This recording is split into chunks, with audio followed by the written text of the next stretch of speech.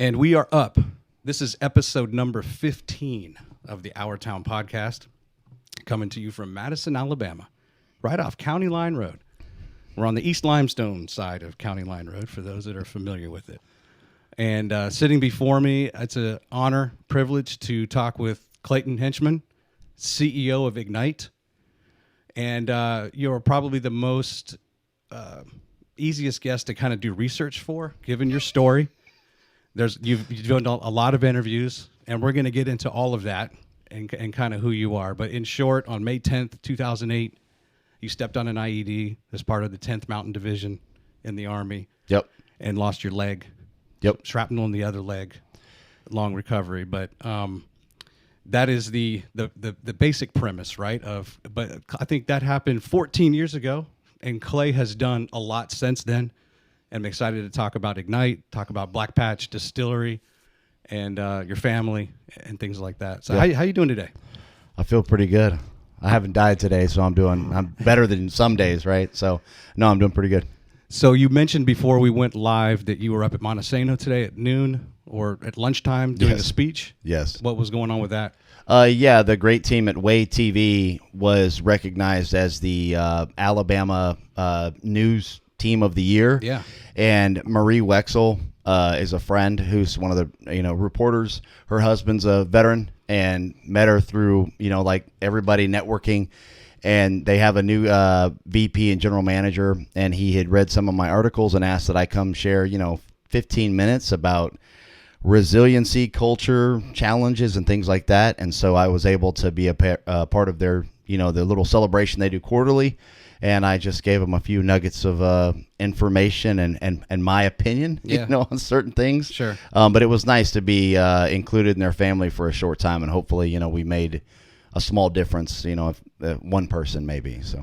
I was fortunate to interview Chad Emerson, who's the CEO of Downtown Huntsville. Episode 8 for me, and it was the day after the news came out that Huntsville, #1 place to live in the country.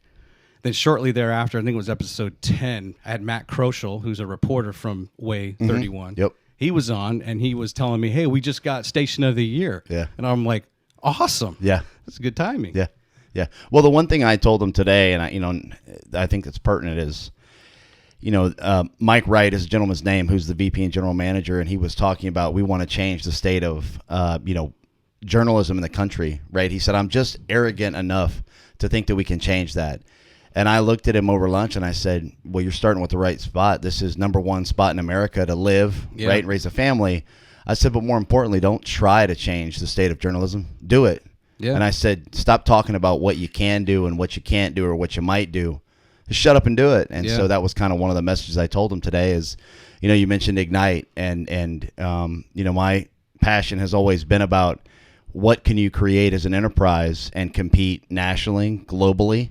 And if somebody else has done it, you can do it too. Yeah. Right. And it's, we've never done that before. Well, we can't, pardon my language, but it's BS. It's not, you can do it. Right. A lot of people told me I would fail in my first company, and, here we are years later, still standing. So it's not like an I told you show. So it was just, why the hell not? Why not give it a shot and try to, prove other people wrong, or just prove it to yourself? Don't try to prove other people wrong. Prove to yourself that you can do stuff. So that reminds me of I read the biography on Bill Marriott, and when they had their first hotel, it wasn't going well, and his dad wanted to sell it, and Bill was like 26 at the time, and he's like, "Well, Dad, let me run it," because he was helping with the restaurant side of the business, and he was like, "Well, what do you know about hotels?" Like, nothing, but you're not doing well either.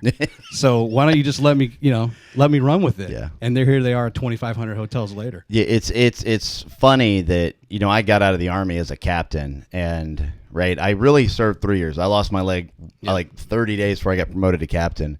Spent a year and a half at Walter Reed getting out, and it's like resumes, right? When you start a company, everybody has advice on what you should have done. Well, I would have done this. I would have done this.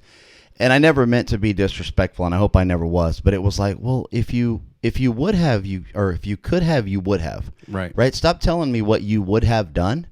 because this is what I'm doing, and I don't have any other way of making money, and I've got to take care of a family. So stop telling me what I should be doing instead of saying, hey, Clay, maybe here's a little bit of constructive criticism. Like, maybe let's try this or let's try that. Yeah. It was, well, back in my day, I would have done this. Well, okay. Well, thank you for that. But, talk to me about what we can do today to make ourselves better today. Sure. Right. So before we, I want to talk about South Texas, and, you grew up there. But before we do that, at the same time you were giving your speech, I was over at the Von Braun. It was the military Armed Forces Appreciation. Yep. It's the whole week going on, and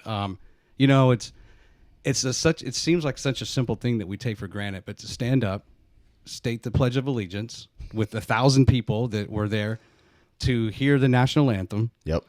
Man, it was, and General Daly, who's the commanding general for the Army Material Command, was the keynote speaker. He gave a great speech. Man, I left there feeling I'm an American. Yeah. USA all the way. It was awesome. That's a good community to be in.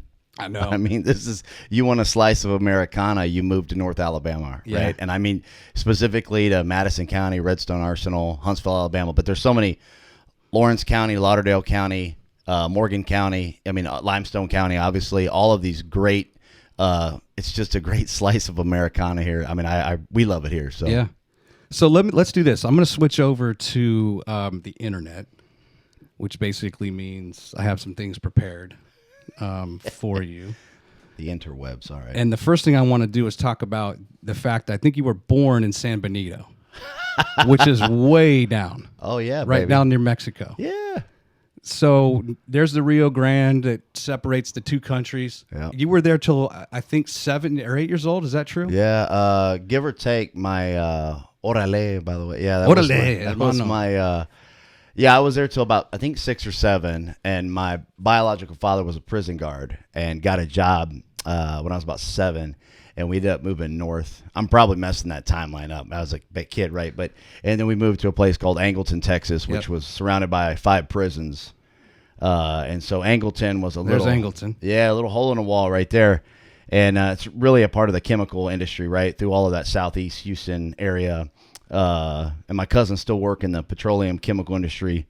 My brother's a federal officer in Houston, still to this day. But yeah, man, I have no complaints. It was, I thought I was Mexican till I was like 10, right? But that's being a Texican. That's being a Texan. It is what it is. It's great culture down there, and I really, I don't have a lot of complaints growing up. Do you have family that are Mexican? Yeah, I have a good portion of my family's Hispanic. Grew up a good portion, man. Yeah, in San Antonio, El Paso, and then just being from the Harlingen, San Benito, Weslaco. My grandfather was on the USS Cleveland in World War II as a machinist mate, and then did Baylor University and became a teacher for 30 years in a little town called Weslaco, which is about 20 minutes west of San Benito. And so that's how the family ended up really down there. And he was my step-grandfather. My other grandfather died. He was in the Air Force, was an airman, but he died when I was real young. But he'd already been divorced from my grandmother and all that jazz. But yeah, I mean, it was just... So Hinchman's your biological father's last name. Yes. And then your stepfather that you call your dad is Gary Cooper. Yep, 100%. Right. And did your mom meet Gary up in Angleton? Yeah. Yeah, so, not too much personal baggage, right? But my brother and sister from the second marriage. I'm from the third. Okay. My Hinchman adopted my brother and sister. And then when we were about 7, or I was 7, my parents unfortunately got divorced, and then my mom got remarried, met a man, Gary Cooper, right? And it was an interesting time, right, being a young kid and going through that stuff. My brother's 7 years older, my sister's 5 years older, but I never saw them as halves. They were my family. Yeah. I never, they helped raise me, changed my diapers or whatever, pampered me, spoiled me, whatever, as the youngest kid, but I never saw them as anything other than my family, and that's what they've always been. That's what they'll always be. So I don't know anything different, I guess. Yeah. Well, the surname is awesome. I was thinking about it today, having been at the lunch with Mayor Battle. Battle's a great last name. You got Dale Strong. Yeah, that's a great last name. Yeah, Hinchman. Hinch is, I think, is means stallion. So it's actually a British name. Is it British? Means right? stallion? No, it actually comes from like Hinchman or something like that. And you can look it up, hinchman.org. And supposedly it was a British guy saved a king on a hunt or something. This is, I don't know. This is the story they tell. I don't know how true it is, right? And the king in England says, "Oh, you're one of my Hinchman, my henchmen." Okay. And that's where the name. It's not. Everybody thinks, "Oh, you're German." I'm like, nope, not German at all.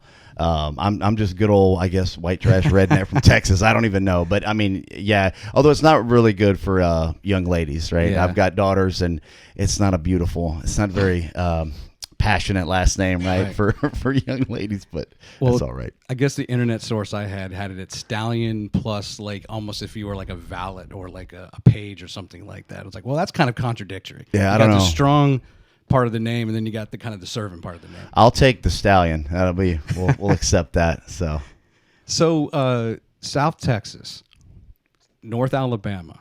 I moved from Virginia, Northern Virginia. Yep. You've got West Pennsylvania, East Pennsylvania. There's a lot of pride in North, South, East, or West in the state. Where does South Texas begin, and where does that pride come from to what you remember? Because people, I'm just from Texas. I'm from South Texas. Yeah, no, Well, the funny part is San Benito is 6 hours away from Angleton, right? And you're still in South Texas. Still in South Texas. Right? And Texas has 4 of the main geographic regions in the country, right? So you've got the western side, which is desert, right? The plains, I don't know what they call it. You got the middle plains, you kind of got the hills, you got the rolling, the grasslands of East Texas that are more forest, and then you've got the Gulf Coast, which is hot and humid all the time, right? So there's no break. And I think Texans are Texans, right? I mean, we're all it's a big machismo thing, I guess, but I don't know. It's funny because I used to call people growing up, if you were north of San Antonio, you were a Yankee to me. Okay. Right. So, because you're just not as far south. You don't deal with the same. I'd never seen green grass. I mean, we were talking about green grass earlier. Yeah. Grass was brown to me. We used to play in a place called Galveston Ball, and their football stadium was known as the Rock. I don't think there was grass on it. I mean, you played on the dirt that was hard, and it was year round, and we always played them at the end of the year. So it was in November, December, and it was even harder because it was cold. But did you just give up on it in your yard? Like in Arizona, they just give up. They're not trying to grow grass. They just well, it's down. similar. San Antonio, they've got rock yards, and El Paso, they've got rock yards. My yard wasn't that bad. I mean, we had a typical little, I don't want to say like pillbox house, but we had no backyard that my mother still tried to get the grass to grow. Didn't work. In the front, we had pine trees, so that killed the grass because there was no sun getting to it. So, I think I gave up. My mother didn't. She still hasn't. So, Yeah. So did you have some odd jobs? Did you, now, you're a CEO now, and you've had a company that you grew and sold. Did you have some entrepreneurial spirit? Were you doing a lemonade stand? I was never not busy for a myriad of reasons. I played football, right? And then you played baseball. I was awful at that, just absolutely terrible. I ended up playing soccer my senior year because one of the guys failed, so they asked me to play, and I hadn't played since I was like 6. But I did speech and drama. I can probably say I'm the only Texas high school football team captain who was also the captain of my drama team. Wow. My senior year.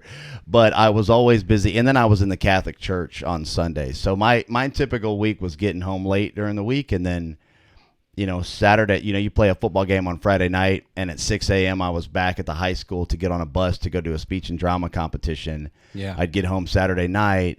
And then Sunday morning, you're serving the Mass at 9 o'clock. So my only free time was really Sunday afternoons, kind of, right? That was my high school. And which helped me at West Point, because I had to stay busy all the time. I needed constant engagement for a lot of different reasons, right? But it was just a constant, it wasn't entrepreneurial. It was problem solving. I got to be a part of something. I've got to be doing something. I've got to be helping people. In my church, I was too big to hold the Bible for the priest, right? Father Bravo was actually the name of one of my priests, and he was a little bitty Mexican dude. And I couldn't hold the Bible because they couldn't see him. So he would, by the time I'm a freshman, he would like, okay, you stand to the side, you hold the cross, But I enjoyed teaching the young kids about serving the mass and, having respect, like you were talking about, and respect for God and all those things. So I wouldn't say entrepreneurial, just active all the time. Did it feel like a grind, or did you? No. You just felt like this is my life. I love it. It was never a grind because I loved my teammates. I loved my church. I loved the people in my community. I mean, Angleton was a small town, but I look back and, I had some hardships as a kid, right, for different reasons. And I look back and there were so many great teachers, community members that, I look back on it now and I realize how dumb and naive I was and how much love they really gave me. And I wish I could tell them thank you more and more. I haven't seen a lot of them 30, 40 years almost, but they were just great people that helped me become a man that it took me losing my leg and dying to realize how really the impact that they had on me. So you graduated high school in 01. Yeah. And which I was 94. So that was kind of before the internet, right? So you remember reading the paper? Do you remember looking at your local sports section? Yeah. All right, check this out. So, county rivals, Angleton and Brazoswood clash tonight. I'm going to read a little of this. Brazoswood, they're the worst. Throw out the records, the rankings, and everything else. It's time for Angleton and Brazoswood to, again, lock up on the gridiron. Tonight marks the 28th meeting between the two schools that have forged the fiercest rivalry in Brazoria County. Yes. Now, unfortunately, you did not play in this game. What year was this? This was 99. This was November 4th. So we go down to the bottom, injuries, bottom right. All the way down here. And it says, where does it say? Clayton Hinchman, lineman, out with a shoulder injury. Junior year? I wasn't a lineman, but yeah, I have a screw in my linebacker. I have a screw in my right shoulder from I tore up my shoulder the second or third game of that year. And this screw actually stopped me from getting accepted to West Point. And I played 5 games with a screw in my with my torn whatever that I don't know what it ever is, right? And I still, if I remember correctly, I led the team in tackles my junior year, and I only played 7 games, and that was a hard year. So linebacker. I was a middle linebacker. Well, I played a lot of different. I was a linebacker. My junior year, they didn't know what to do with me, so I hit puberty all at once in the 6th grade.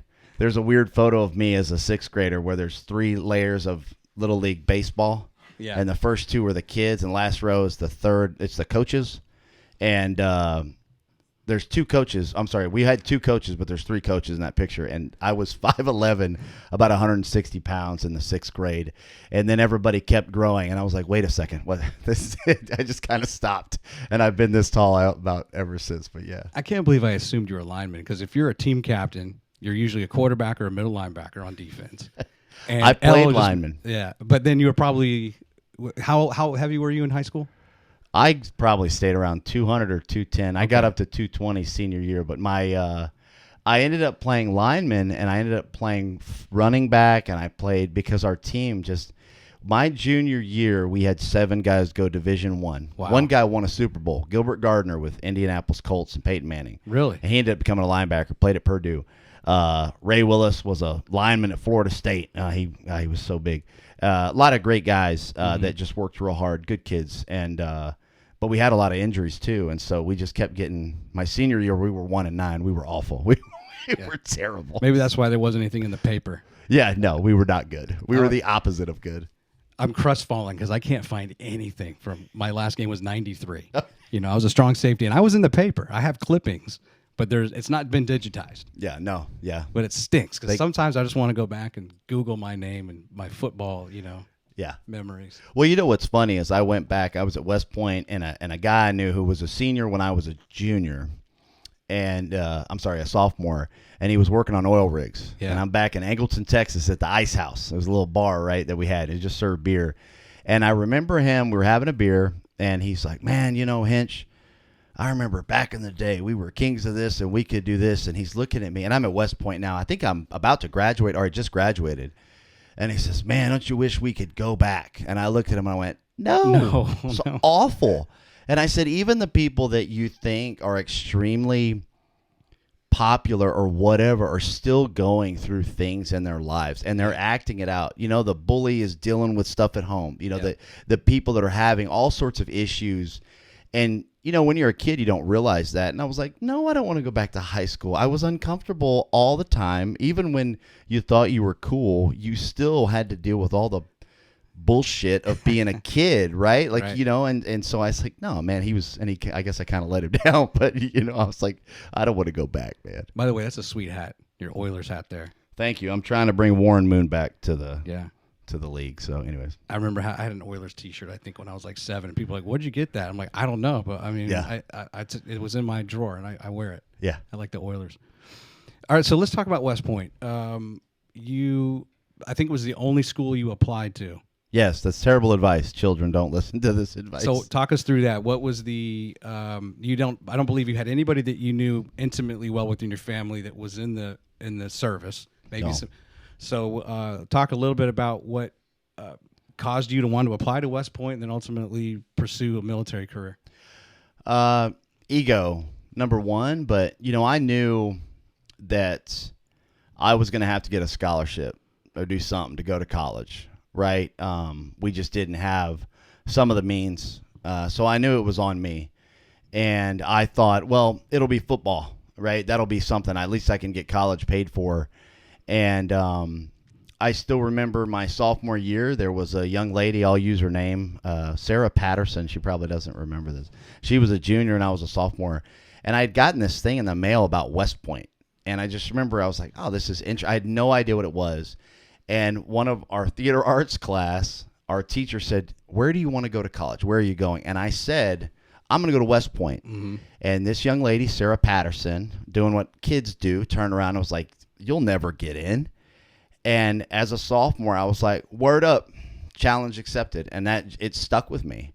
And then as I learned more about West Point, I learned about the history, the camaraderie, the discipline, how hard it was.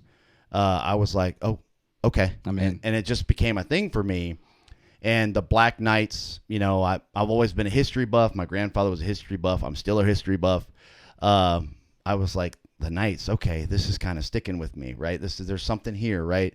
And it just became a thing. And I became single-minded. I still loved football, but I thought, well, if I don't go to A&M or Texas Tech or something, I'll go to West Point and I'll play ball. And then guess what? I can do the Army. That sounds cool. I could do that. And that was that. It wasn't. I ain't the smartest guy. Like I just became singularly focused on accomplishing that task, and that's what I did. So what does Angleton have a large percentage of folks who don't get out? They don't get out of Angleton. They don't make it out. Is that some of the fuel of your just to be like, I need to do something, be something, and get out of here? Yeah. Does that make sense? Yeah, I think Angleton is like any typical American town. I won't say that people didn't get out. I think people chose to stay. People fell in love. Mm-hmm. People loved our hometown. I mean, I've got buddies that still live there that it's their town. They're not going anywhere because that's what they love. They love that Southeast Texas. Yeah. They love that town. And it's a great town. I would never bash my hometown where I come from. But for me, my grandfather, my grandmother was from Paris, France. She met a man who was an airman, World War II, and she always had a little bit of an accent, and I just knew they had been different places, and I never went anywhere. My mother was always very timid about traveling, going places, and I was just curious, I guess, about the world. And I don't know, I just wanted to see what was out there, and that was part of it. I won't say trying to escape, but it was like what else can we do? Like, what else can we push ourselves to try and go experience and visit? And I think that's where my motivation came from. Yeah. My wife Wendy's in the studio, and she's from a very small town in Illinois. But it's one of those towns that was it grew out of manufacturing, right? Maytag came in and then Maytag left. And so there's a lot of problems, I think, for those who can't get out and they kind of stay there. But Angleton, I don't know enough about Angleton, but there's plenty of towns that are not like that, right? They're well established, well entrenched industry, And so it does make sense to stay and have pride in Yeah, the town. I think Angleton was different because there's so many chemical plants that people can work at. Yeah. Right, and that's a transferable skill. If they're hardworking people that work, for Dow Chemical, they can go work for Phillips 66 or Texaco, and they might be a part of the union, but they're going to have a job because, a lot of people forget it in this country. There's a lot of hardworking people that keep the infrastructure and all the things going on, just like truck drivers and stuff that keep America running. And they don't get a lot of attention on the hard work they do to, give us what we kind of take for granted, I guess. So Sure. So you're at Fort Drum. No, that's not Fort Drum is 10th Mountain Division, but you're at West Point. Yep. You mentioned that you were, 9/11 happens. You were at school the weekend before, the weekend after. What was that like being in New York?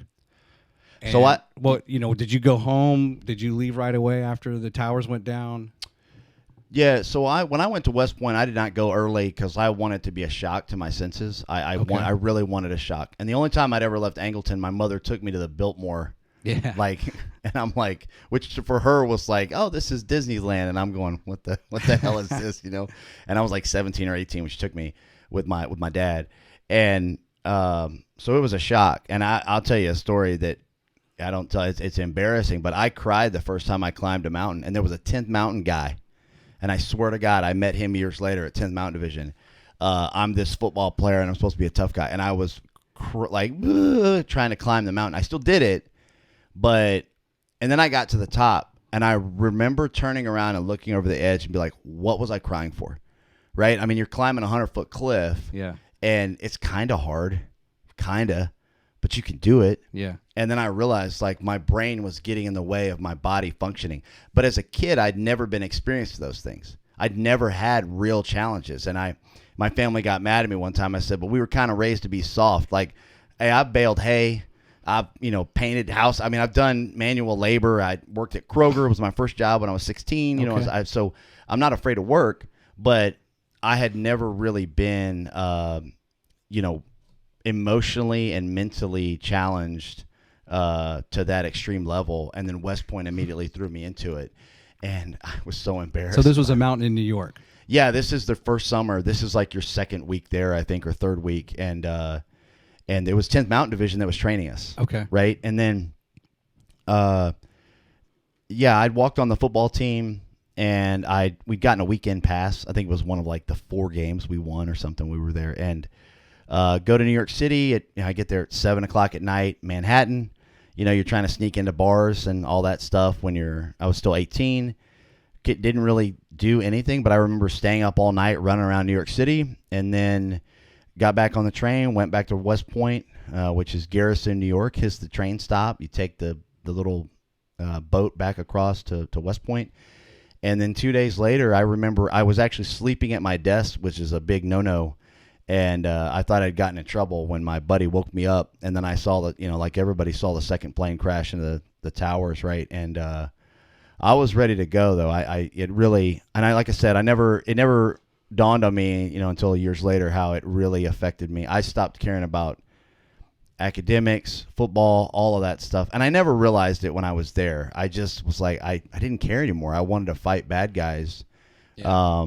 And it really changed me as a person. So, well, and you skipped over one thing where you decided to walk on because you couldn't afford to just to go to West Point, right? To the football team, right? Isn't that? Yeah. So everybody at the academies when I was going was a $250,000 scholarship. Okay. Right. I think it's $3 or $350 now. I don't know what it is now, but I remember that for some reason that stuck in my brain, and I'm probably messing that up too. But it was a $200,000 scholarship. But they actually pay you to go as a second lieutenant, but they take all your money away. So you pay for your own uniforms, okay, right? Okay. So I don't know how they do that math, okay? But I was making $100 a month. Big money. Big money.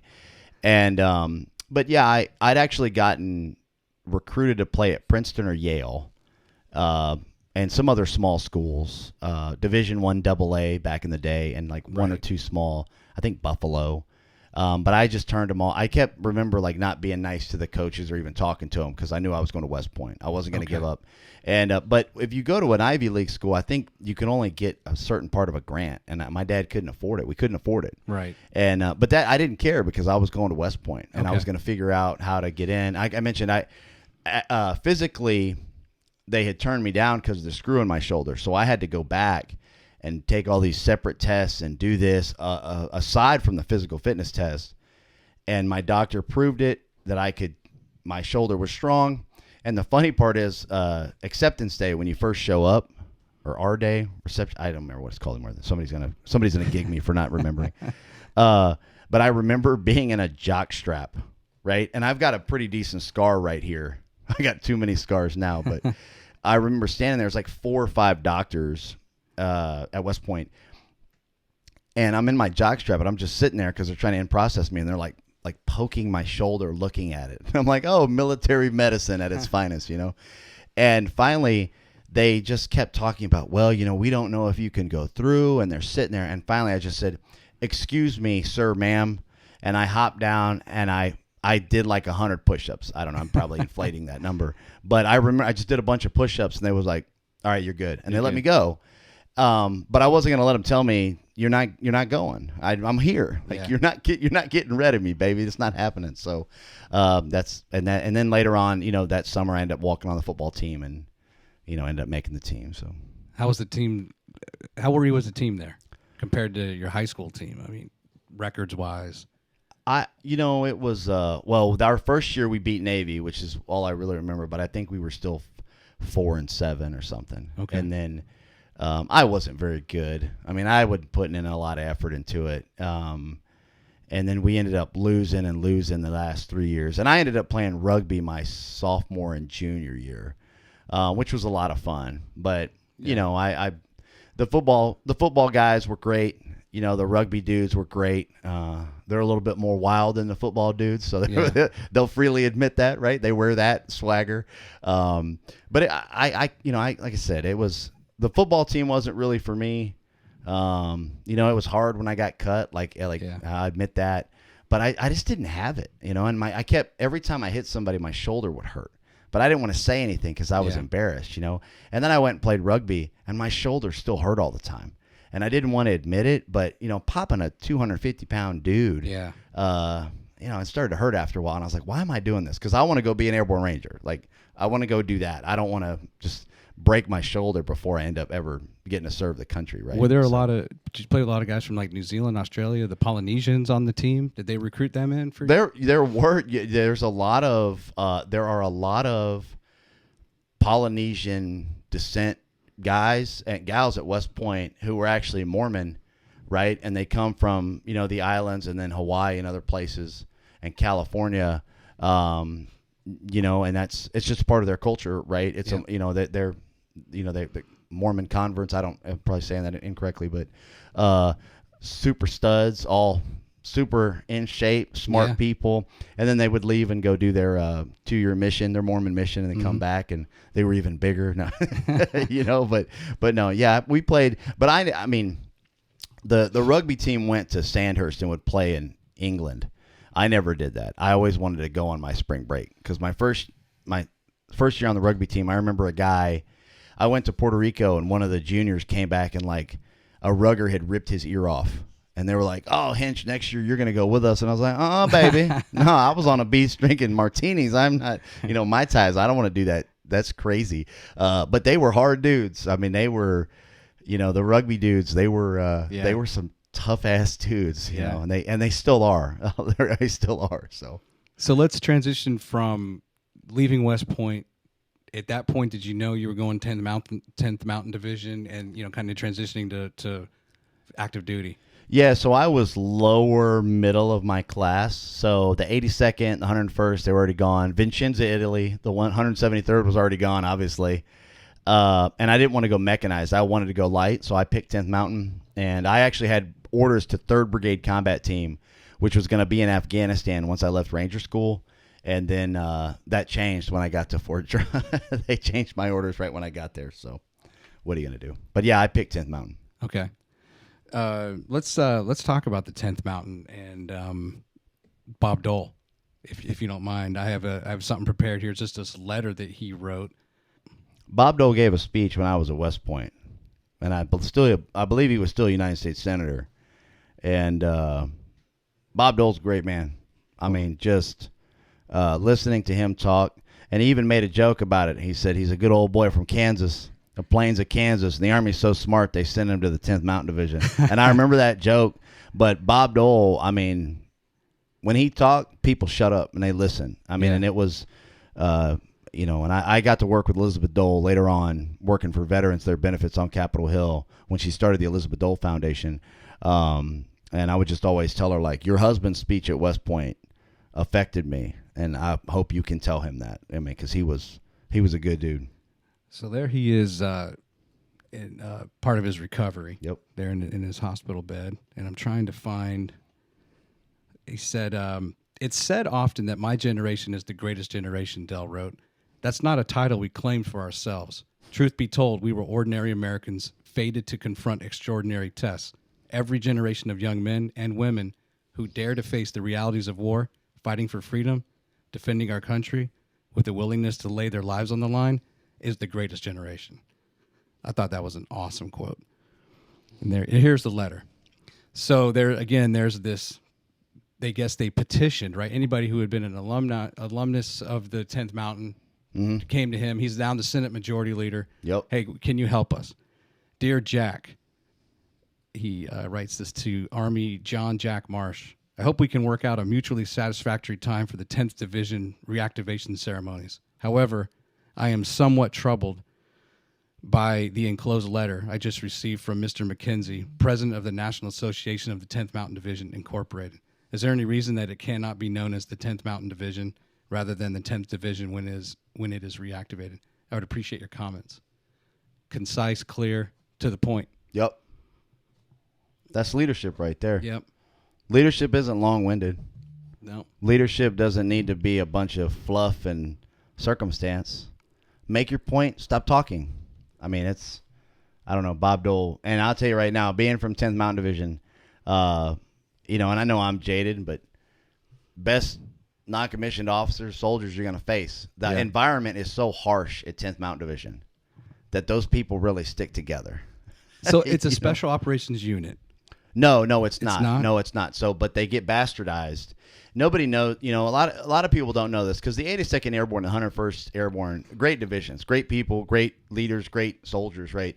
But the 10th Mountain Division is and always has been for the past 80 years the most deployed unit in the United States. Honduras, Panama, Kosovo, Somalia. I mean, the team that went in and got Mike Durant's Task Force Ranger was a task force of 10th Mountain Division.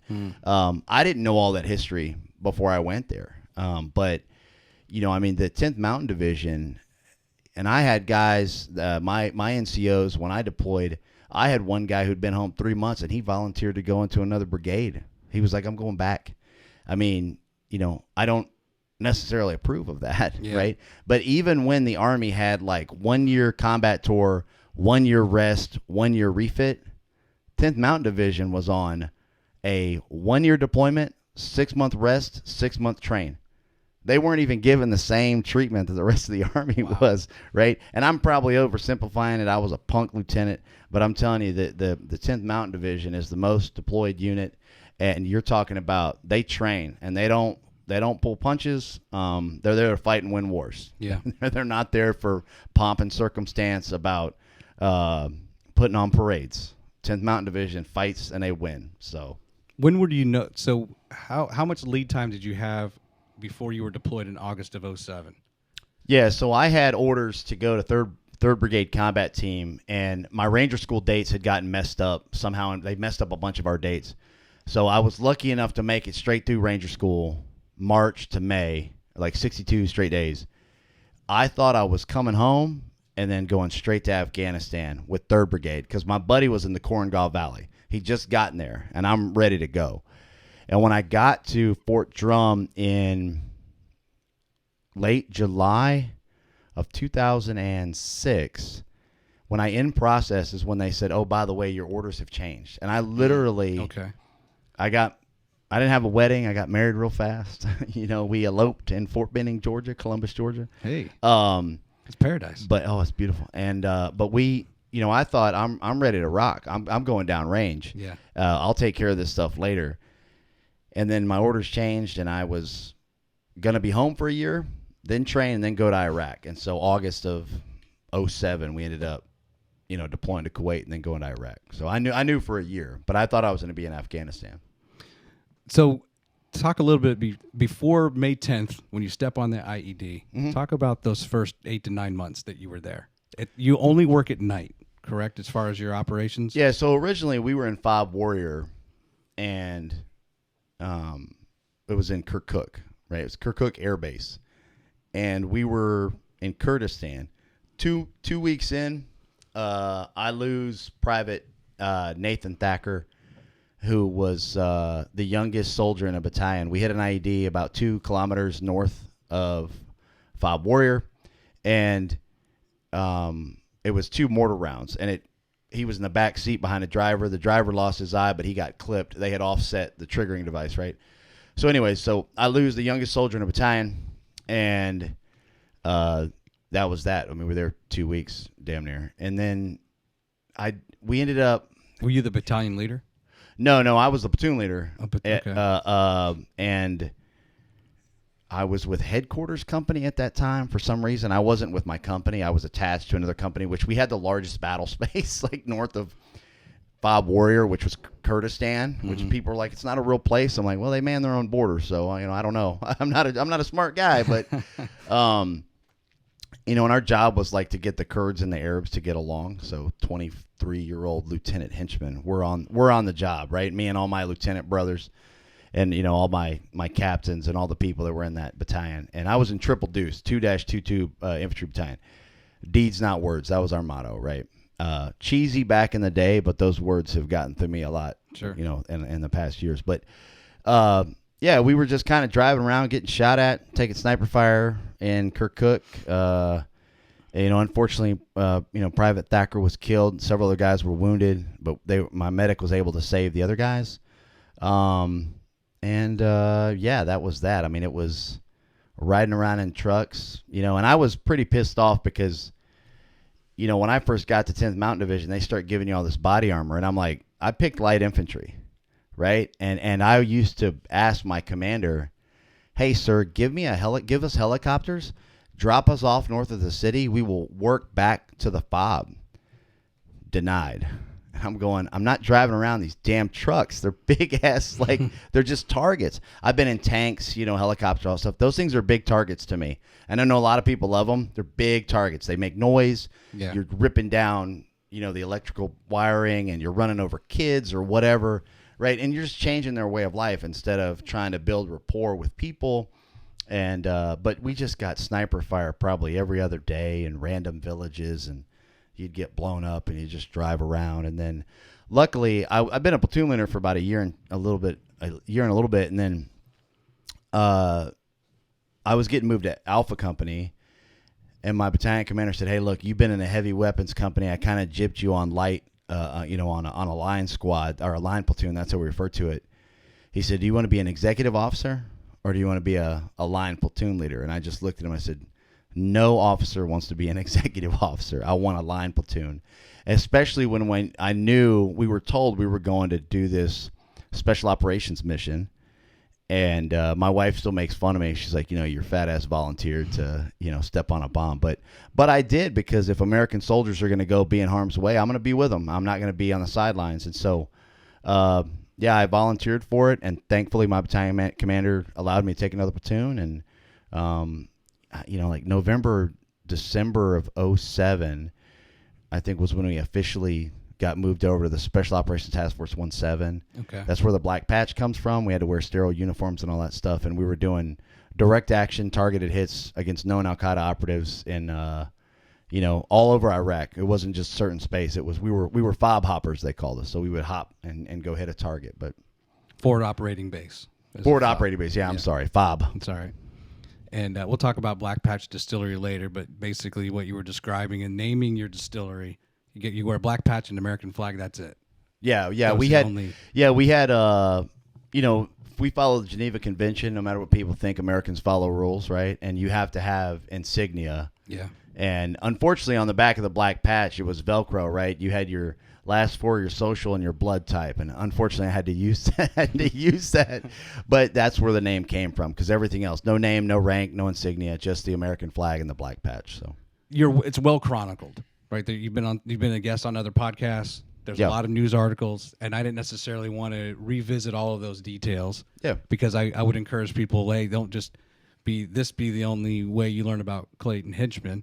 But at the same time, talk us a little bit. Just that May 10th, it was the day before Mother's Day. It Yep. was a Saturday, and essentially, are you out on a kind of a routine patrol, a routine op, and then you step on the IED? Yeah, so we were primarily in Chinooks, right? And I don't know what the capacity is, but we could fit about 65 Joes on a Chinook with combat gear and other stuff. And we were going after a target, but what was messed up is that we would sleep during the day and we would go out at night. And this day they tried to give us like new lasers and the new body armor, so they screwed up our soldiers' sleep schedule, right? So instead of sleeping, they were going to get the tearaway body armor, right? Because we're on this task force, we don't follow the same, right? But they're not going to open the stuff at night because the other people work during the day, right? So I'm assuming, I don't know. Yeah, sure. So our guys get up. So by the time they get on the mission, they've been up probably for Too long. Too long. Longer than they should have been, right?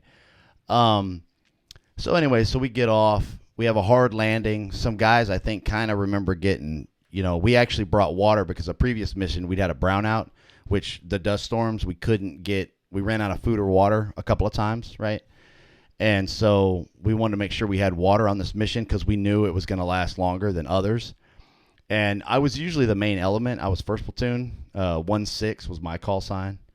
And I was telling a guy I work with the other day, because I'm not a jet fighter pilot, and we work with jet fighter pilots now. They've got these great handles, right?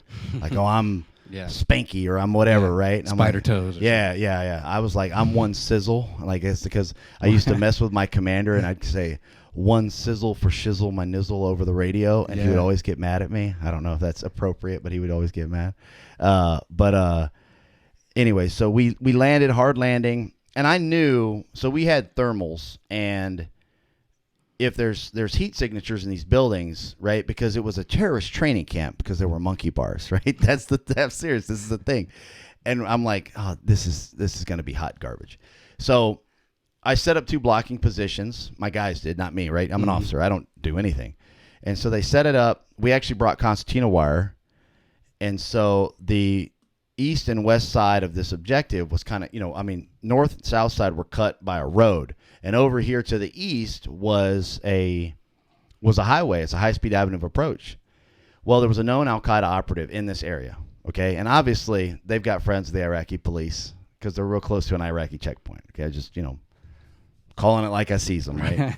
And so we landed on the south side, and my objective was to clear this little area real quick, and I knew that period of darkness, when we landed at 1 a.m, I think, I was going to try to move my guys 7 to 9 kilometers west to go hit this other target that really wasn't our main first objective.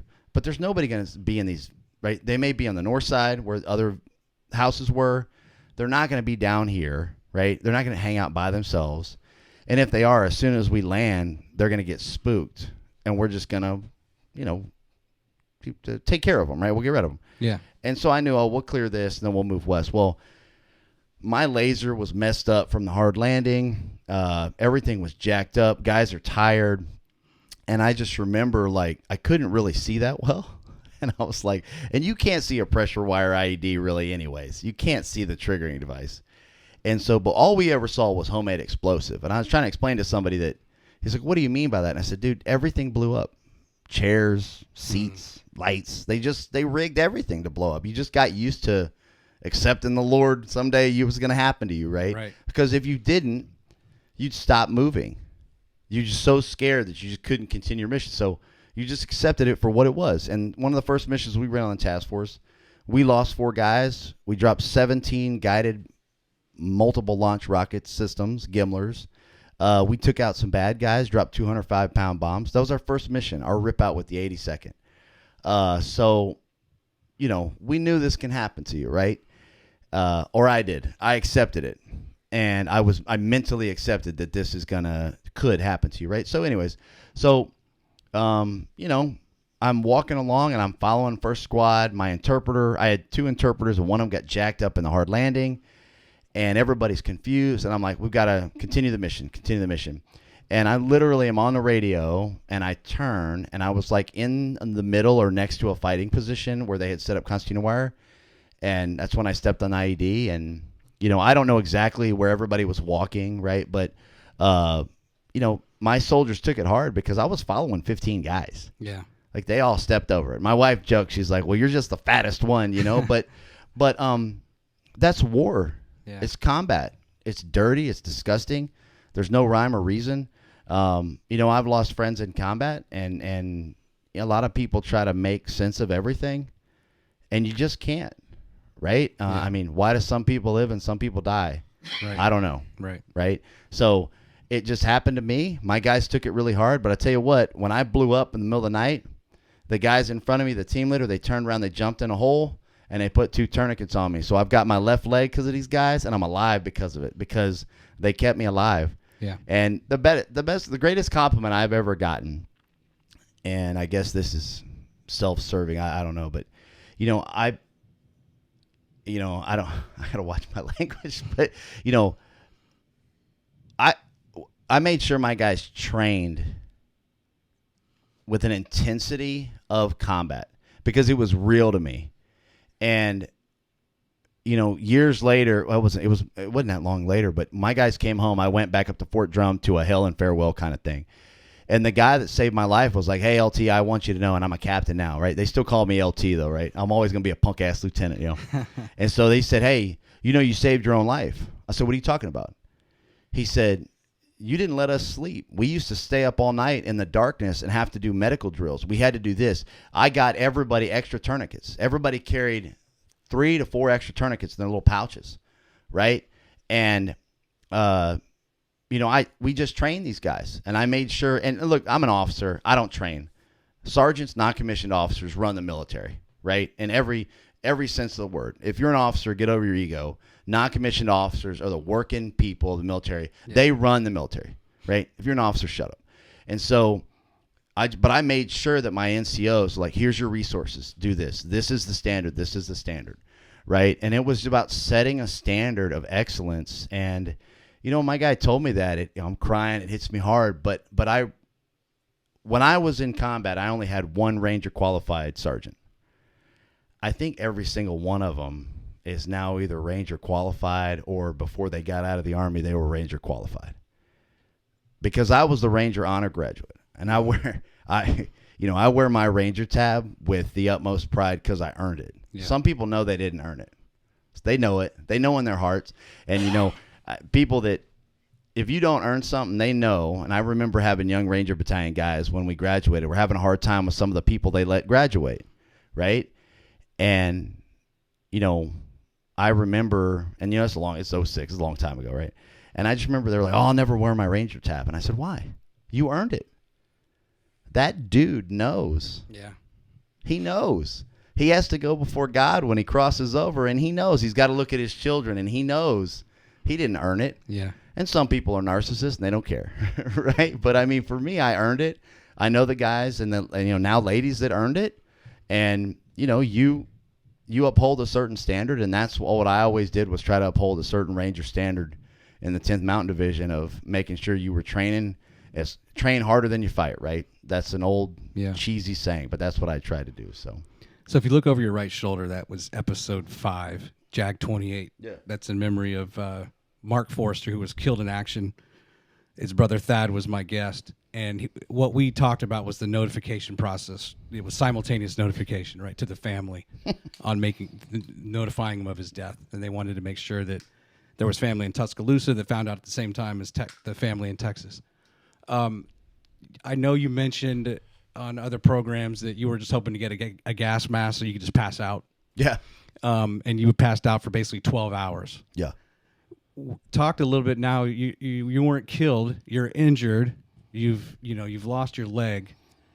Are you the one who gets to call your wife and her mother? And I guess it depends on who you talk to on who was called first. But or was there a different warning call that the military made to your family to warn them, like, hey, he's fine, he's been injured? Can you talk a little bit about that? Yeah, I don't have any idea what Big Army did, but I know what Clayton did, right? I sweet talked a nurse, right, into letting me borrow her phone, right? I don't know how I did it. I was doped up out of my mind. I'm in tons of pain. Yeah. I've got, super glue on my short side over here, but you can look at my eyes and they could tell, like, I'm calling my family. So I will hop to a phone. Like, you will make this happen. And somehow I got a hold of a phone. I remember a nurse, and I called my wife, and I called my mother. And I actually called my wife because my parents had moved, and I did not know their phone number. So I had to have, I think, my wife call, like, my brother or something like that, because I could remember his number from the good old days, right? Sure. But my parents had moved from Angleton to Magnolia, which was now north of Houston, and I didn't know their phone number. And so I was trying to get there. And luckily, my brother was able to get a hold of her to give it to my wife or something. I don't remember how exactly it happened. But yeah, I don't know that process. But I don't know all the support I got during that phase. And you don't remember the conversation you had with your wife and or your mother? Oh, I remember what I had with my wife. Yeah. Are you baiting me? Do you know the conversation? No, I don't. No, I don't. So this is a true story. I'll put this on record finally, Joe. I'm going to get in trouble. So I called my wife and I said, hey, baby. So I didn't talk to my wife maybe once a week, right? And when I would go out on mission, I would be gone for several days potentially. And I had told her at one point, I said, hey, if I got to go for a minute, right? And my wife's a super independent woman, lives her own life, does her own thing. And I said, hey, if I say I got to do paperwork, I'll get back to you. That was it. Bottom line. I don't know if I'm going to be gone for 24 hours or 2 weeks. I don't know. I can't tell you, right, on this mission we're on. But what I can tell you is that, hey, I'm going to do paperwork. That was kind of like our little code word, right? Sure. And so she knew I was out doing a thing. And then a day later, I call her, which is 2 days later, pretty shorter than what I usually did, right? And I said, hey, baby, I want to let you know I'm okay, right? But I was wounded, and I lost my leg. And I'm not kidding. Put it on record finally. The first thing my wife said to me was, well, now if you drink too damn much, I'm going to steal your leg. You can't get away from it. Okay. Right? But that's my family. My family pulls no punches. Right. My family shows, you want sympathy in my house? Sister, you are not getting it, right? But that was how she grieved. That was how she dealt with it. And she wanted, we've had a lot of trials and tribulations, right? Like a lot of families have. We deal with it through humor and try to make light of it, right? Because life is too serious. Yeah. And so I've been naive and selfish before and been like, well, you didn't take it this way. But it was how she processed it, and then she calls her mother and it hits her hard. Yeah. We were only married together like 11 months and then I'm gone. And then shortly thereafter, I'm blown up, right? Yeah. So, I promised you a good life, and now, I'm a pogo stick, right? But it was that's how it happened. With my mother, it was, I don't know how you talk to your mother. Yeah. You just try to soften it up, I guess. But those are the phone calls I made, man. Okay. So you go to Walter Reed, ultimately for you had several surgeries. Yeah. And then ultimately you end up in Virginia or Maryland and getting treatment at Walter Reed. So let me point this out. So Sergeant Tran, who was my radio operator, lost his eye, and the blast injuries broke his femurs and stuff. So he has rods in his femurs. Sergeant Tran would not, as an officer, you get your own room. Sergeant Tran would not let them give me my own room. Oh boy. And Sergeant Tran did not want to be my radio operator. Sergeant Tran he wanted to be a machine gunner with his machine gunner team. But Sergeant Tran was a good soldier. And I was like, yeah, so I need this man as he's my right hand man, right? I got to, Yeah. he's my six. He's got to watch me, and so I knew Tran was legit, so he was going to be my guy, and I didn't know him. I just seen his professionalism, right? And so, it's not feelings based. I see his professionalism, and you're my guy now, right? Yeah. He didn't want it, so now he's missing an eye and he's blown up because of me, right? So I'm dealing with this, but Tran would not let anyone move me to my own room. So here is a specialist, right? I'm going to put this into perspective. A specialist in Landstuhl, Germany, telling military doctors and officers where they can stick it because he's not letting them take me out of a room. And the same thing happens when I get to Walter Reed. So I was given Brooke Army Medical or Walter Reed, and I didn't want to go to Texas. I wanted to go to Walter Reed. I don't know why, but that's what I picked. So they send us to Walter Reed, and then I've got Sergeant Tran in my room, and I was entitled to my own room, and Tran was in my room, or our room, not my room, in our room. Yeah. And he made them put them by the door, and they put me like in a bigger area. I had a cush life, so I still had my own private security. So, but that's how I got there. How many do you keep in contact with all of your men from your platoon? A lot of them, yeah. I mean, it's like everybody in the military, man. We fall off and we come up. Yeah. It's hard with life, with, being a dad, running a company, having a family. But yeah, we stay, me and Tran are very tight. But a lot of the other guys I'm close with for the most part. Probably not maybe as much as I should be, but when you have a lot of competing interests, you do your best. I'll say that, Yeah. But yeah, we're all pretty close, man. So how long from the time you were injured to the time you were at Walter Reed? Now, how many months was that you were in Germany before being? I was there. I was in Baghdad for a day, Balad for a day, and then 4 days in Landstuhl because they had to give me all the traumatic brain injury tests. And then there's a C-17 flight. I think it was like every 6 or 7 days. And so I got that flight and I got over to Walter Reed. Okay. And your wife came out. Your family comes out. She was an office manager for an IT company up at Watertown, New York, near Fort Drum. And my family would come out intermittently, and my wife came down, and she actually was running the company for this guy, and so she would come visit me for a little while, and then she'd go back. So I was alone a lot, which was hard, right? And it was hard because I'm getting cut on. I had about 35 surgeries or something, like every other day, because my short side got infected. And who knew Iraq was dirty? And I ended up having surgery every other day, and that sucked. I think it was like 35, something like that. But I was in and out all the time and trying to stay mentally straight. I was doing to like get through that time in my life. So. Sure. But by January of 2009, you're out snowboarding in Vail. So that's something like, that sounds about right. Yeah. Okay. Yeah. And that's the story you tell where you were feeling sorry for yourself, or had tendency to feel sorry for yourself until you see a young man. You go to use a restroom. Yeah. It's really small. Yeah. You come back, you tell your wife, you comment, that's a really small bathroom. Yeah. She uses the bathroom, comes back and says, boy, that's a really small bathroom. Yeah. Then you see a guy get up with his wife and they go in together, and you realize he has no hands, and he can't do the most intimate thing to like wipe himself. Yeah. And at that point, you say to yourself, oh, man. I'm done. I'm done. No more feeling sorry for myself. Hey, you got to give me with the story, man. No, it's, it's 100% true story. I mean, that guy and his fiance, I think he was 21, man, and his fiance was 19, and they were from San Antonio. Wow. He was at Brooke Army Medical, which why the Army put the Amber Alert. Yeah, why the Army put the burn center for soldiers at San Antonio is beyond me, as the hottest place, right?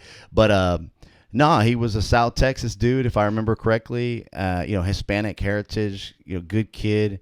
But gas had gotten on him, had been burned, and I mean, that affected me, to the nth degree.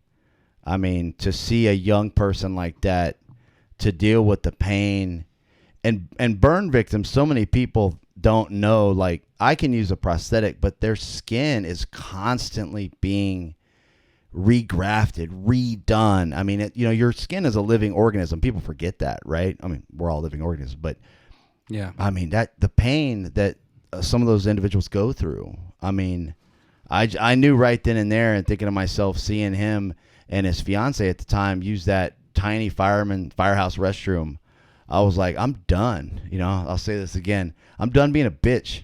I mean, straight up. I mean, I feel sorry for yourself. I was such a coward, naive, selfish, self-centered, conceited, all of the emotions that I felt in that moment, thinking I'm just going, this dude is dealing with stuff I will never understand, ever. And I know so many people, now, unfortunately, who were wounded in those wars that deal with things that you and I and others don't have to deal with. And then you start to think about it. There are people that are born with deformities and born with learning disabilities and born with those things. And we sit around and have the audacity to say, woe is me about our lot in life. Right. Shut your mouth. Right. I really struggle with that. And I'm lucky I don't deal with post-traumatic stress. Right. And I know people that really deal with that. Right. They really deal with those stress issues. And I would never judge anybody, but sometimes I'm looking at folks and I'm like, my friends are dead. They're dead. Think about burying your own children. I think about my friends who were killed and their parents. They buried their children. Yeah. Stop talking about this terrible thing that you saw or this thing. And I know people struggle to get over that. And I'm not trying to diminish that whatsoever. But I'm like, they're dead. I mean, they're not here. And their families are grieving and feeling that loss every day. I mean, if I buried my children, if I lost my wife, I would lay on the floor and wouldn't move. I would just lay. I don't know what I would do. I don't know how some of these people, the Gold Star mothers, have the strength to still lead our country and on Christmas go decorate the president's house when people are outside protesting and doing all these things that they have every right to do as American citizens, right? And it's like the Gold Star families, their strength. I mean, I'm not that strong. Those people are so much more. They're better than I am as people because their strength is what should motivate and inspire more of us. And there's too many of us that don't know why a lot of those women wear white outfits. Yeah. Why are they all wearing white? It's because you're stupid and you don't care. I mean, sorry, that's my opinion. Right. Sorry, getting all fired up. So your wife's from Georgia. Yeah. Talk a little bit about where she grew up and then how you met her. My wife's grandfather retired. He was in World War II, Korean War, and I think Vietnam came around. And he was like, word, I'm not going to Vietnam. I've been doing this a minute. So he retired at Fort Benning. They're Pennsylvania Deutsch, right? And they were from Pennsylvania and the Freiburgers. And so beautiful. It rolls off the tongue, doesn't it? But her grandmother. And they just retired and stayed there, and they never left. My in-laws still live there. And I met my wife in Columbus, Georgia, really in Atlanta. It was the first time I met her. And like all people, like most women, I'll say this, I have an effect on, she did not want to talk to me or be anywhere near me. So I have that effect. And then I wore her down, and she eventually went out with me and realized I wasn't a complete buffoon. And then the rest is kind of history. So she was living in Fort Benning area. You were stationed there. Yeah, in the area, yeah. Right. Okay. I learned the hard way that that's Eastern time zone, but you go over the border to Alabama and you're in Central time zone, even though it's like, what, 10, 15 minutes away. Ooh, Phoenix City, Alabama. Phoenix City. Oh, yeah, baby. They refuse to go Central time, right? Don't they keep it Eastern? Phoenix City? Yeah, Phoenix No, City. they're Central for the alcohol laws. I know that. But they, I think their work schedule is like Eastern or I don't know, something. Yeah. I think they just put their foot in the ground like, we're not changing. Yeah. Or they make up their own rules. Phoenix City has a crazy history. If you're new to Alabama and you're an Alabamian, you need to look up the Phoenix City history. Congressman Mike Rogers told me all about the Phoenix City, Alabama. My father-in-law is actually from Phoenix City, Alabama, so I knew some of the stories. And so it's it's worth a Google. Look it up. Phoenix City, Alabama. I feel like I'm going to have Clay back to do like the part 2. But before, and I want to get into Ignite, of course, but I want to do it justice. Maybe we save that for the next time you come back. Sure. But can you talk about the Widowmaker incident that has been written up, and I think you've been interviewed, but you were dead presumably 8 minutes? Yeah, I died again. That Okay. happens. No, I was at work. We were turning a proposal in June 10th of 2021. Yeah, last year. And, I usually go to the gym about 5:30 in the morning.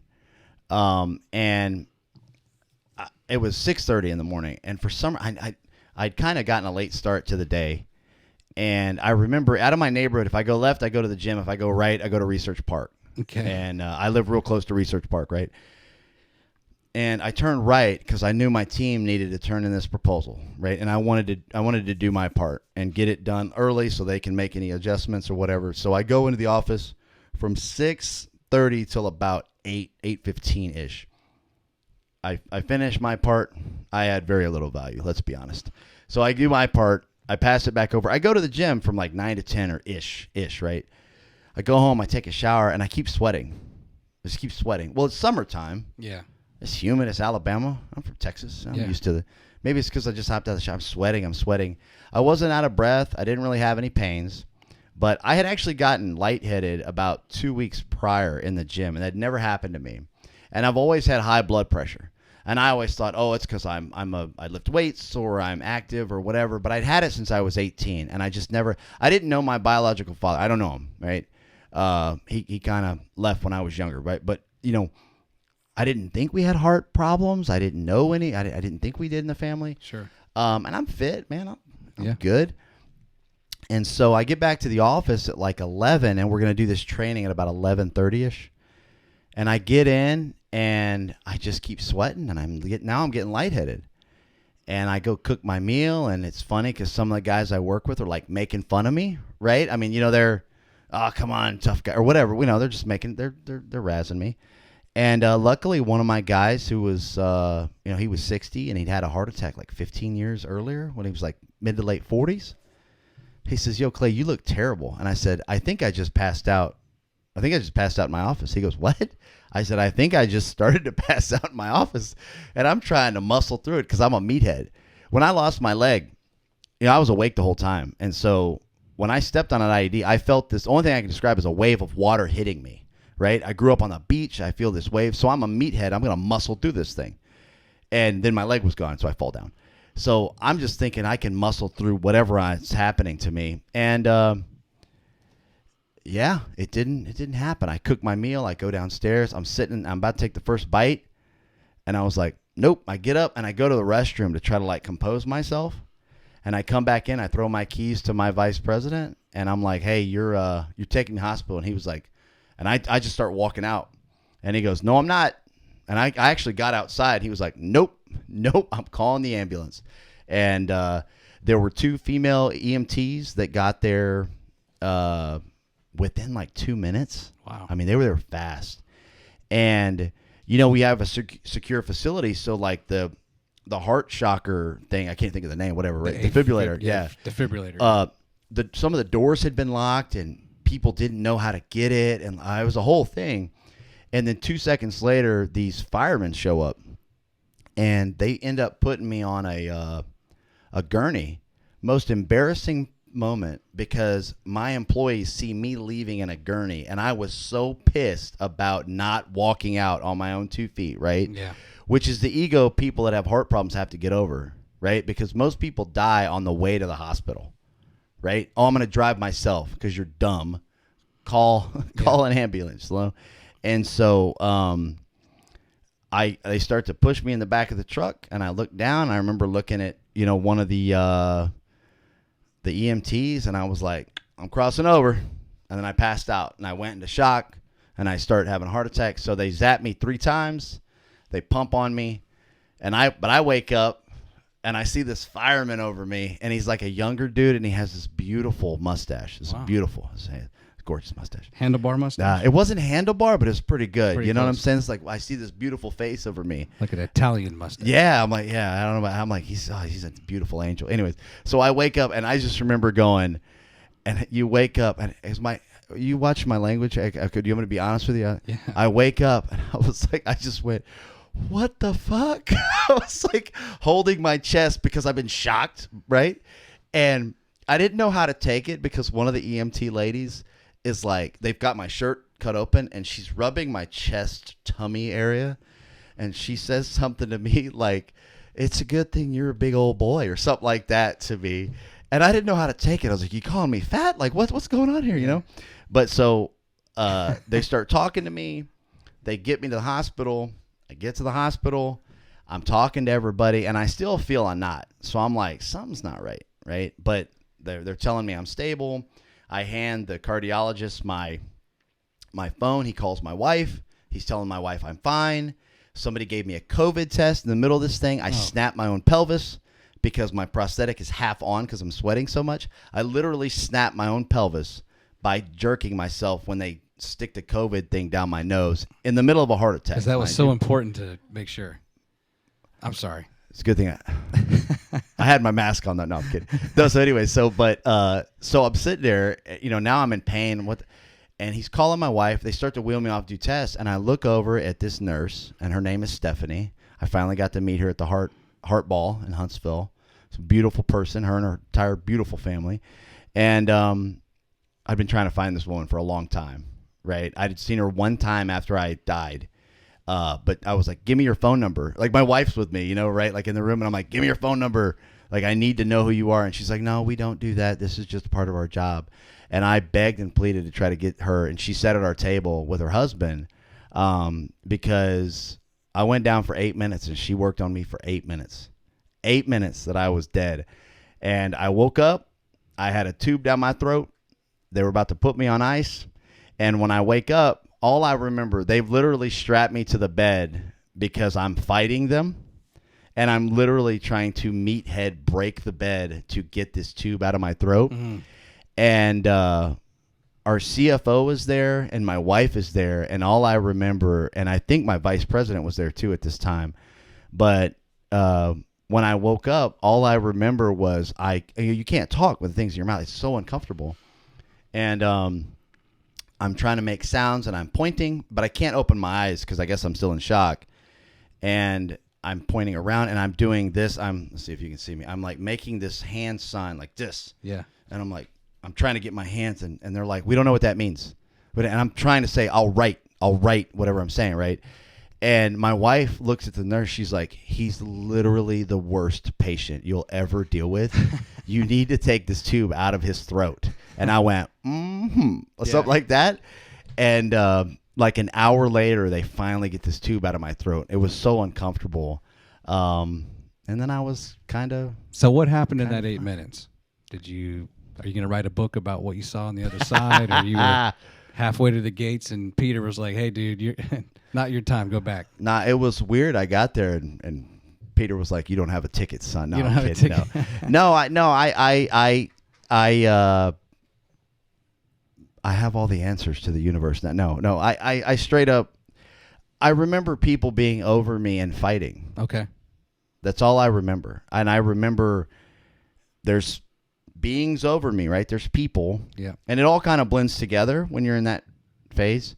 But I'm not going down. I'm not going out, right? I just remember like kind of just looking up, having all these people over me. And I was like, man, not today. So you're just going to, because like I said, they were about to put me in a coma. They were about to do this, that, or the other. And I felt this fury inside of me that today was not the day. And then I just kind of woke up. So I don't have any cool stories, man. I did see a great white light. I can tell you that, but I didn't like have this outer body experience. I just straight up was like, not today, son. It's, today's not the day. And then, but I guess I know you got in. The only thing I'll say is, there are a lot of people that are working on me. Yeah. There's a lot of people praying for you. There's a lot of people thinking about you. There were a lot of people that were, like I said, prayer works. People were praying for me. People were doing this. I could feel them. You can feel that energy from people that are around you. And when I gave the speech today at Wait TV, I asked people, consider your legacy, right? And I said, you've got to think about, before I had children, I dreamt about having children, right? I got to get better today so that my children don't think I'm this weak punk who never did anything. And I know that's an intense thing to say, right? But, you surround yourself with people that care about you, that love you, that have a similar mindset. that want to solve impossible problems, that are patriots, that want to do good things. And I felt all of that. Awesome. And like I've said it before, only a fool thinks they get to where they are by themselves, right? A lot of smart people have said that. I'm not smart, but I'm repeating what they say. and it's true, right? Because you can only do so much. But when you have that love and you have that affection of other people around you that would go to bat for you for whatever, you can do a lot of good stuff. And I felt that love. I felt that energy. I felt those people that were connecting with me. And I was like, yeah, I still got some stuff to do, so I'm not going anywhere. So I'm going to do this. Great segue into something I want to show you from Angleton. Oh. And then we're going to play the pick 6, which is just 6 pictures I have prepared for you. Okay. And basically, I just want you to give me that one word or one phrase response when we get there. It is. Okay. This is, I believe, while you were gone. This is December of 2008. And believe this is a church. I don't know if this is the church you went to. Episcopal Church, but if you go down to page 3, I went to Holy Trinity in St. Basil's Catholic Church. They were praying for Clayton Hinchman as part of those that were in service. I know I know a lot of those people. Yeah, so there they were, praying for you. Even it wasn't your church. It was. This is part of the Our Town podcast, right? When you're part of a town, there's nothing better than that. Everyone watches out for everyone, particularly the servicemen and women. All right, now we're going to switch over to the. Oh, shoot, I messed that up too. Am I supposed to say a word? Oh, no, not yet. Oh, okay. That's coming. We're going to do that right now. Okay, here it comes. First one. That's beautiful. Downtown Huntsville. It's absolutely stunning. Okay, number 1 place to live in the country. Yep. Picture 2. Foundation. It's the foundation of what I am as a person. Picture 3.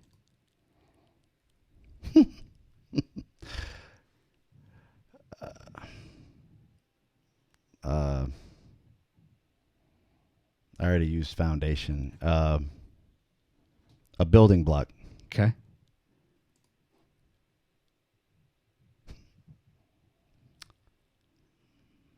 A purpose. Okay.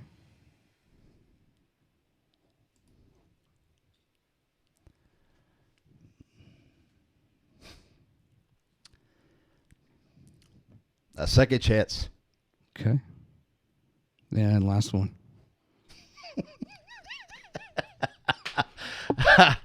I'll give you 2 answers real quick. The worst place in the world would be Clayton's answer, and to my wife and daughters, a good. No, I'm kidding. I had your daughters in mind when I. You die twice. You see your children get to experience something you never did as a kid, which that doesn't matter. I had great parents. I have no regrets. When you fight like hell to build something for your family, you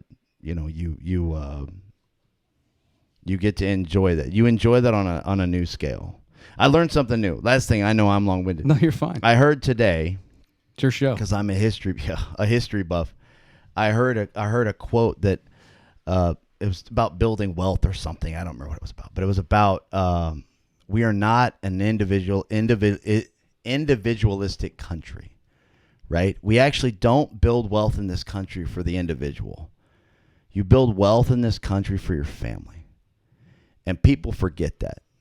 And it really struck a chord with me. I shared it with my wife, and I said, all the sacrifices you make, all the things that you think about, all the long nights, early mornings, all the things that you think about, and you second guess yourself. Did I make the right decision? Did I do this? When you have a purpose and it's for your family or it's your family and your company, there's nothing sweeter than that. I mean, it's really not. And I that really struck a chord with me today. So when you come back, we're going to talk about starting USi with your wife. You had a DARPA contract. You grow it to 55 people. You sell it to Ignite. Yep. You buy it back later. Yep. Now the CEO of Ignite. You also have Black Patch Distillery. Gary Cooper, that was your stepfather. It's my dad, yeah. Your dad. That was the picture we just saw earlier. where he's he's the chemist, right? He's signing bottles, man. Yeah. They don't ask me for my signature. And I think it's only fair we'll have you back, Clayton. I appreciate it. Part of this is just I want people to be able to talk in a long form, and if we don't get to it all, great. We have time later that we can set aside. But I really appreciate your time. No, thanks, Troy. I appreciate sitting here chatting. All right. Hey, until next time, this is episode 15, the Our Town Podcast.